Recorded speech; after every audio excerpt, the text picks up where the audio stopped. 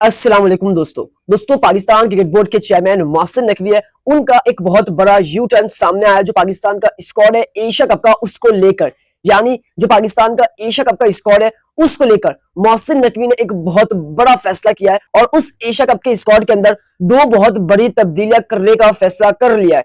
यानी दो बहुत बड़े नाम, दो बहुत बड़ी पर्चियां जिनको एशिया कप के स्क्वाड से अब फारिग करने का फैसला कर लिया है। वो दो नाम कौन से जिनको ड्रॉप किया जा रहा है एशिया कप के स्क्वाड से, वो दो नाम आपके साथ शेयर करूंगा। जबकि उन दो नामों की जगह किन दो नामों की वापसी होने जा रही है, यानी दो बहुत बड़े खिलाड़ी जिनको एशिया कप के स्क्वाड के अंदर शामिल किया जा रहा है। मोहसिन नकवी ने एक बड़ा फैसला किया है। सो वो दो नाम कौन से जिनको ड्रॉप किया जा रहा है और वो दो नाम कौन से जिनकी वापसी होने जा रही है, वो आपके साथ शेयर करूंगा इसी वीडियो के अंदर। जबकि उसके अलावा जो बाबर आजम है उनकी वापसी पर एक बहुत बड़ी खबर सामने आई।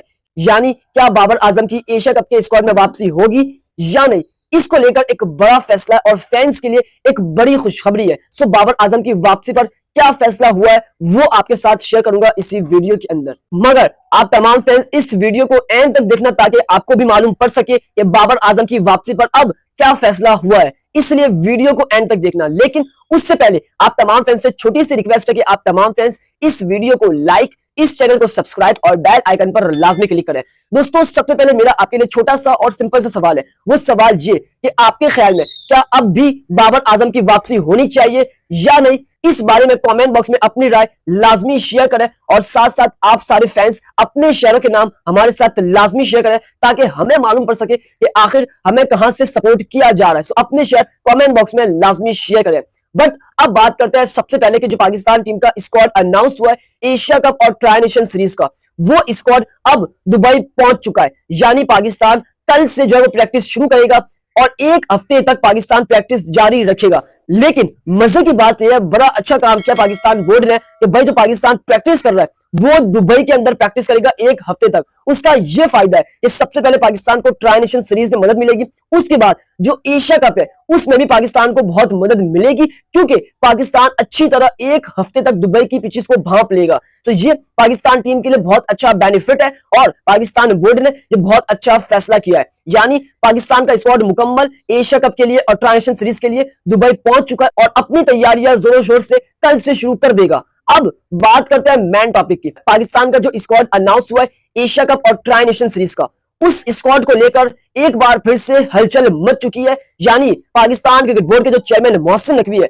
उनका एक बड़ा यू टर्न सामने आया और उन्होंने अब फैसला किया है कि जो पाकिस्तान का एशिया कप का स्क्वाड है उसके अंदर दो तब्दीलियां मैं करने जा रहा हूं। यानी मोहसिन नकवी ने दो तब्दीलियों का फैसला कर लिया है। वो दो तब्दीलियां कौन सी है, यानी वो दो खिलाड़ी कौन से जिनको एशिया कप के स्क्वाड से ड्रॉप किया जाएगा और वो दो खिलाड़ी कौन से जिनकी एशिया कप के स्क्वाड में वापसी की जाएगी। सबसे पहले जो पाकिस्तान क्रिकेट बोर्ड के चेयरमैन मोहसिन नकवी है उन्होंने यही कहा कि हम ट्राई नेशन सीरीज के अंदर कोई तब्दीली नहीं करेंगे। जो स्क्वाड अनाउंस हुआ है वही स्क्वाड आपको ट्राई नेशन सीरीज में नजर आएगा। लेकिन उस ट्राई नेशन सीरीज के अंदर अगर ये दो खिलाड़ी अपनी परफॉर्मेंस नहीं दिखाते, फेल जाते हैं, तो फिर इनको एशिया कप के स्क्वाड से ड्रॉप कर दिया जाएगा। जिसमें सबसे पहला नाम हुसैन तलत का आता है। हुसैन तलत का इसलिए क्योंकि पाकिस्तान के स्क्वाड में खुशदिल शाह मौजूद है और अगर उनकी पाकिस्तान की प्लेइंग 11 में जगह नहीं बनती तो फिर खुशदिल शाह की जगह कैसे बनेगी, ये बहुत बड़ा सवाल है। और इसलिए मोहसिन नकवी ने फैसला कर लिया है कि अगर हुसैन तलत की जगह बनती है और पाकिस्तान की प्लेइंग 11 के अंदर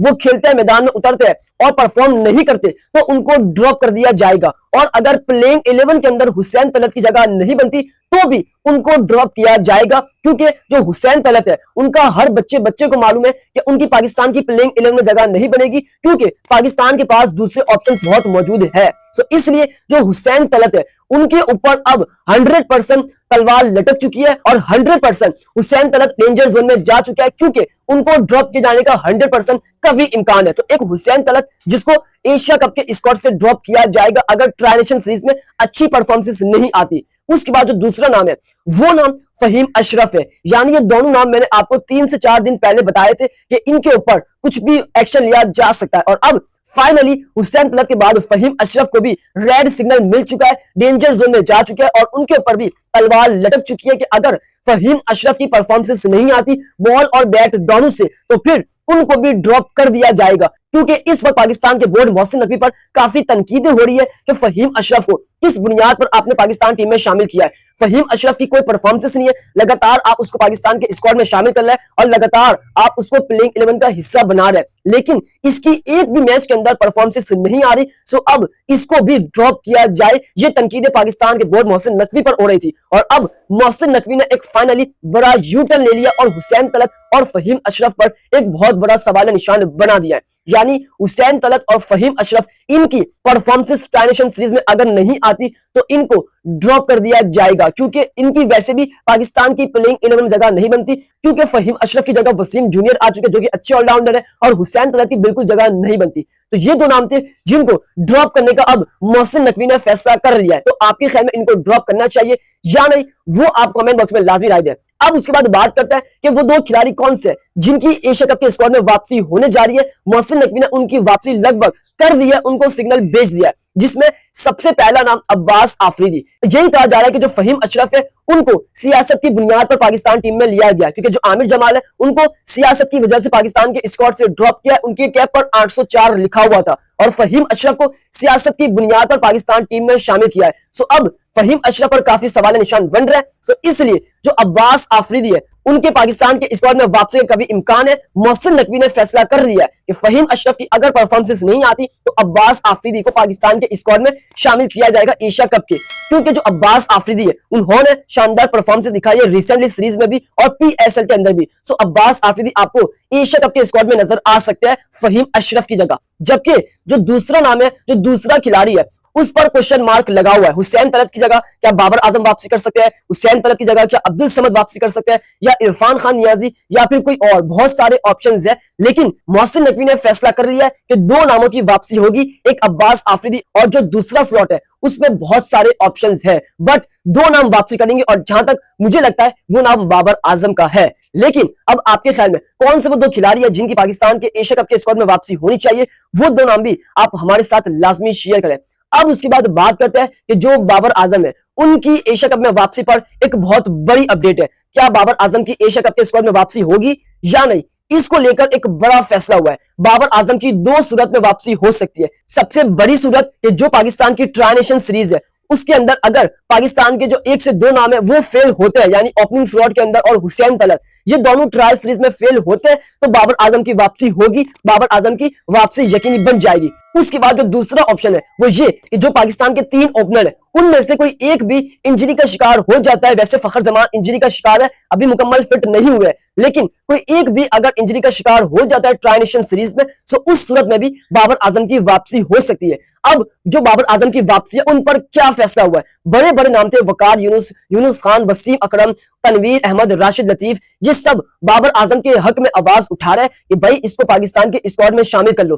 तो आकिब जावेद कौन सा बड़ा क्रिकेटर है जो बाबर आजम को शामिल नहीं कर रहा? हालांकि बाबर आजम ने 3 सेंचुरीज लगाई न्यूजीलैंड, इंग्लैंड और साउथ अफ्रीका में, उसके अलावा 4000 प्लस रन है। उसके अलावा बाबर आजम का स्ट्राइक रेट 129 का है, जबकि सलमान अली आगा का स्ट्राइक रेट 115 का है, खुशदिल शाह का स्ट्राइक रेट 104 का है। सो ये कम स्ट्राइक रेट वाले पाकिस्तान के T20 स्क्वाड में शामिल हो सकता है, लेकिन जिसका 129 का स्ट्राइक रेट है, जिसकी 3 सेंचुरीज है और जिसके 4000 प्लस रन है, वो पाकिस्तान के स्क्वाड में कैसे शामिल नहीं हो सकता? इसको लेकर जो पाकिस्तान के जितने भी लेजेंड है वो और जितने भी बाबर आजम के फैंस है वो सब पाकिस्तान के बोर्ड को तनकीद का निशाना बना रहे हैं। ना सिर्फ पाकिस्तान के बोर्ड को बल्कि सलमान अली आगा को और आकिब जावेद को भी तनकीद का निशाना बना रहे हैं। और अब यही फैसला हुआ है कि ट्राई नेशन सीरीज के अंदर पाकिस्तान का जो टॉप ऑर्डर है वो एक्सपोज्ड होता है या फिर हुसैन तलत फेल होता है, तो फिर किसी ना किसी को ड्रॉप करके बाबर आजम की वापसी पाकिस्तान के स्क्वाड में लाजमी है। यानी सारा फोकस ट्राई नेशन सीरीज पर है, क्योंकि ट्राई नेशन सीरीज पाकिस्तान बहुत बुरी तरीके से हारती है यूएई या फिर अफगानिस्तान से, और टॉप ऑर्डर और जो मिडिल ऑर्डर है वो फैल जाता है, तो फिर बाबर आजम की वापसी यकीनी है, क्योंकि बाबर आजम के जितने भी फैंस है और जितने भी बड़े बड़े लेजेंड है उन सब का प्रेशर पाकिस्तान के बोर्ड, आकिब जावेद और सलमान अली आगा पर है। सो इस सूरत में बाबर आजम की वापसी हो सकती है और बाबर आजम के जितने भी फैंस है उनके लिए बहुत बड़ी खुशखबरी है, क्योंकि इस वक्त पाकिस्तान के बोर्ड, पाकिस्तान के सिलेक्टर और कप्तान इस वक्त बहुत प्रेशर में है। सो आपके ख्याल में क्या बाबर आजम की वापसी होनी चाहिए या नहीं, उनको एशिया कप के अंदर मौका मिलना चाहिए या नहीं, इस बारे में आपने अपनी राय लाजमी कमेंट बॉक्स में शेयर करनी है। जाते जाते सब्सक्राइब करें, इस वीडियो को लाइक करें, प्यारे से कमेंट करें। उम्मीद करता हूं कि आपको मेरा आज का व्लॉग काफी पसंद आया होगा।